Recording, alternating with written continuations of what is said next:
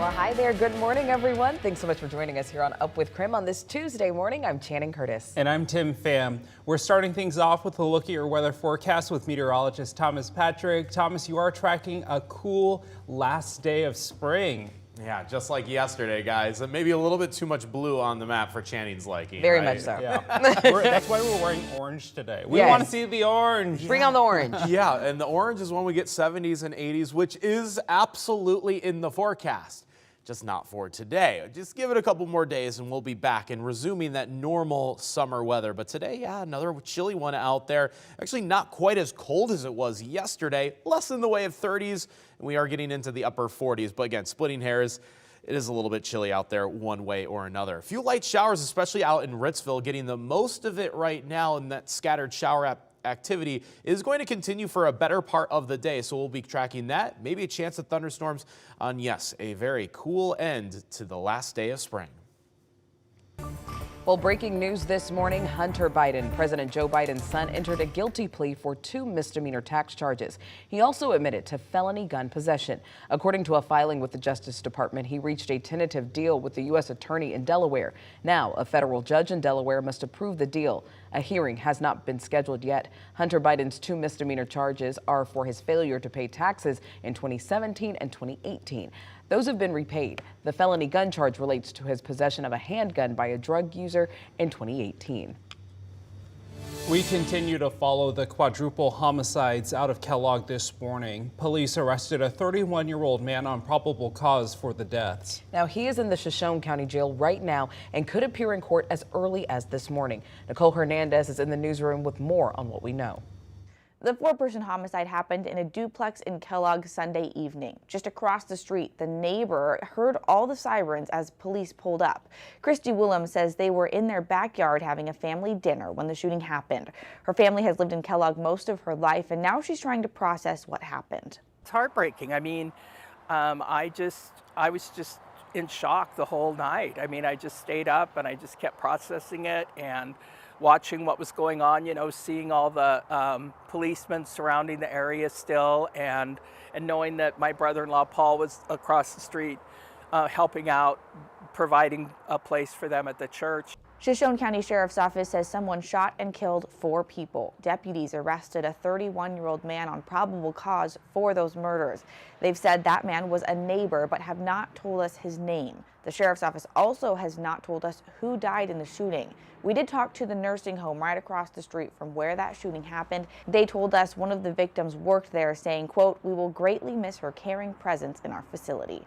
At some point, the 31-year-old suspect will have to have his first appearance in court. We don't know when at this point, but we are working to figure that out this morning. In the newsroom, Nicole Hernandez, KREM 2 News.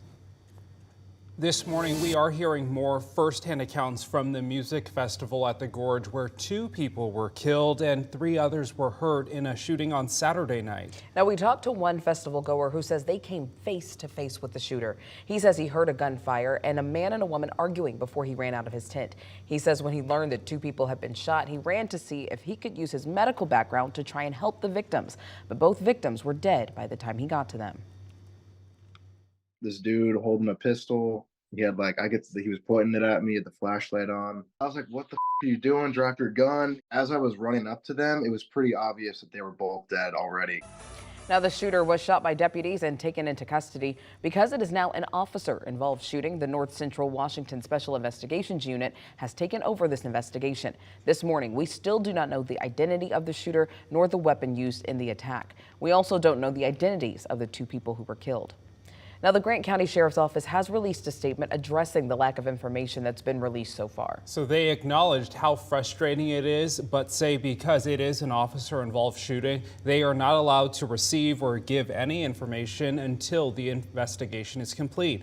So here's the statement they sent to us. It says, "We are unable to supply any additional information to the public.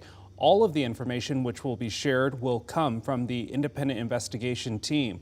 The Grant County Sheriff's Office has no control or input on how that is handled. We know there are people who are concerned about friends and loved ones. We are sorry that we cannot help further." After pressing for answers, we are also now hearing from the production company that put on the Beyond Wonderland Festival. The CEO of Insomniac is explaining why the concert kept going after the shooting. So in a statement posted to Instagram, they say that we made the decision to keep the festival open at the request of law enforcement once it became evident that there was no ongoing threat to the safety of attendees. This was also done to ensure that the majority of attendees stayed away from the campground area where the incident took place. The shooting actually happened in the standard camping area. That's about a 10-minute walk from the concert venue. Event organizers say it was the furthest campground from the amphitheater. The next thing, we know, we're hearing gunshots over in the campground, and more people are running, and we are still not getting told anything other than don't move. So it was really scary. Now, at the time, concert goers said that the only thing they were aware of was this tweet announcing the campground area was closed due to an unspecified incident.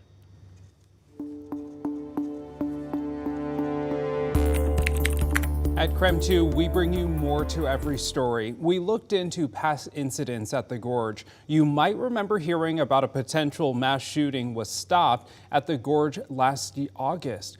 Last year, the Grant County Sheriff's Office arrested a man who was reported by a concert goer.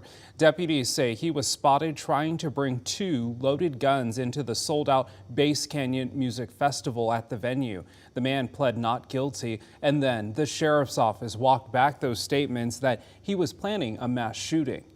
Our team is committed to pressing for answers in this shooting. In the meantime, you can watch all of our coverage, including a timeline of how we got here right now on KREM 2 Plus. You can download it now on Roku and Amazon Fire.